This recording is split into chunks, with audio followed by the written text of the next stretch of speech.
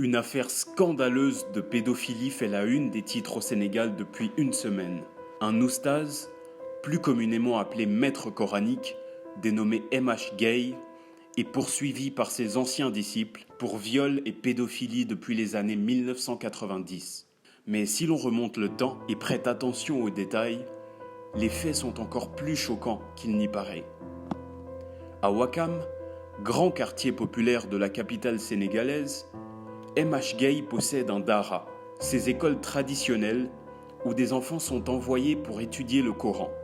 En apparence, c'est un lieu banal d'éducation religieuse, comme on en trouve partout au Sénégal. Mais les sévices que les disciples de ce maître coranique ont subis surpassent l'entendement.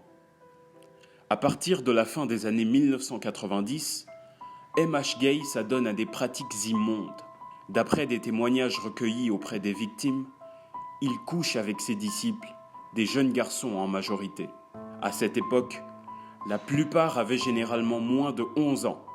Il leur ordonnait par la suite de ne rien dire à personne. En contrepartie, il leur achetait des cadeaux, comme des téléphones portables ou des vélos. Pour certains, il allait même jusqu'à payer leur scolarité. Mais le pire est à venir. Guidé par des objectifs incompréhensibles et un appétit sexuel vicieux, le maître coranique forçait les enfants à coucher entre eux en sa présence.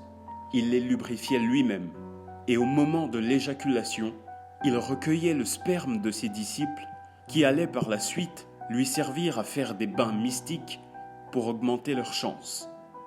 Du moins, c'est ce qu'il leur faisait croire.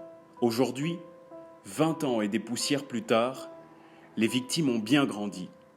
Elles ne sont plus naïves, mais encore, elles sont révoltées et déterminées à dénoncer leur bourreau. Le lundi 3 février 2020, plusieurs jeunes ont porté plainte contre M.H. Gay, l'accusant d'avoir abusé d'eux dans les années 90. Par ailleurs, le grand frère de l'accusé, qui est un imam, est passé voir les jeunes pour les supplier de retirer leur plainte. Ce dernier aurait même approuvé la véracité des faits et savait que d'autres maîtres coraniques étaient également au parfum.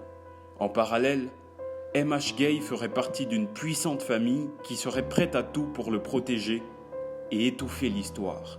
Les victimes sont inquiètes, car l'imam connaît personnellement le procureur.